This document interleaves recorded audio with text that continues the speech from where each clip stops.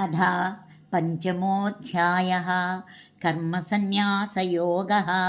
अर्जुन उवाच सन्न्यासं कर्मणां कृष्ण पुनर्योगं च संससि यच्छ्रेय एतयोरेकं तन्मे ब्रूहि सुनिश्चितं।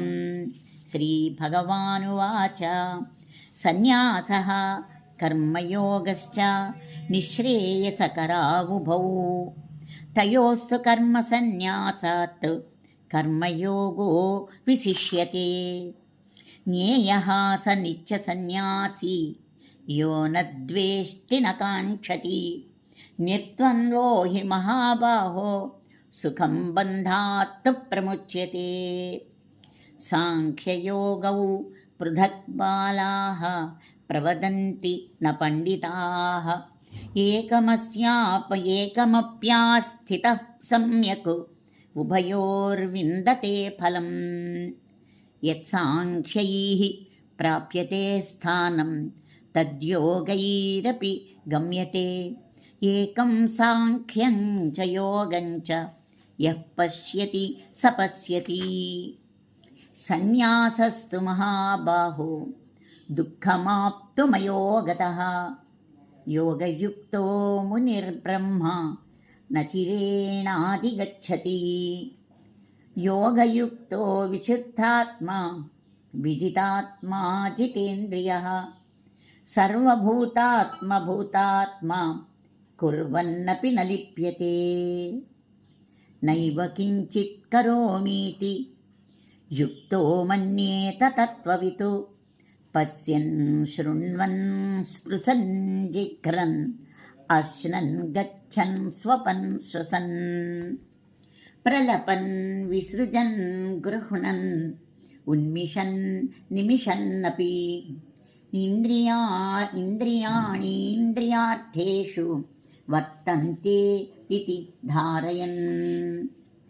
ब्रह्मण्याधाय कर्माणि सङ्गं त्यक्त्वा करोति यः लिप्यते न स पापेन पद्मपत्रमिवाम्भसा।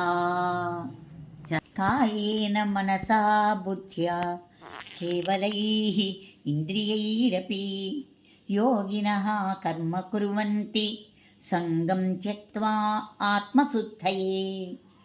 युक्तः कर्मफलं त्यक्त्वा शान्तिम् आप्नोति नैष्ठिकीम्। अयुक्तः कामकारेण फले सक्तो निबध्यते। सर्वकर्माणि मनसा सन्न्यस्यास्ते सुखं वसि। नवद्वारे पुरे देहे नैव कुर्वन्न कारयन्। न कर्तृत्वं न कर्माणि लोकस्य सृजति प्रभुः। न कर्मफलसंयोगं स्वभावस्तु प्रवर्तते। नादत्ते कस्यचित् पापं न चैव सुकृतं विभुः। अज्ञानेनावृतं ज्ञानं तेन मुह्यन्ति जन्तवः। ज्ञानेन तु तदज्ञानं येषां नाशितमात्मनः तेषामादित्यवत् ज्ञानं प्रकाशयति तत्परम्। तद्बुद्धयस्तदात्मानः तन्निष्ठास्तत्परायणाः गच्छन्त्य पुनरावृत्तिं ज्ञाननिर्धूतकल्मषाः। विद्या विनयसम्पन्ने ब्राह्मणे गविहस्तिनि शुनि चैव श्वपाके च पण्डिताः समदर्शिनः। इहैव तैर्जितः सर्गो येषां साम्ये स्थितं मनः। निर्दोषं हि समं ब्रह्म तस्मात् ब्रह्मणि ते स्थिताः। न प्रहृष्येत् प्रियं प्राप्य नो द्विजेत् प्राप्य चाप्रियं। स्थिरबुद्धिरसम्मूढो ब्रह्मविद् ब्रह्मणि स्थितः। बाह्यस्पर्शेष्वसक्तात्मा विन्दत्यात्मनि यत्सुखं। स ब्रह्मयोगयुक्तात्मा सुखमक्षयमश्नुते। ये हि संस्पर्शजा भोगाः दुःखयोनय एव ते। आद्यन्तवन्तः कौन्तेय न तेषु रमते बुधः।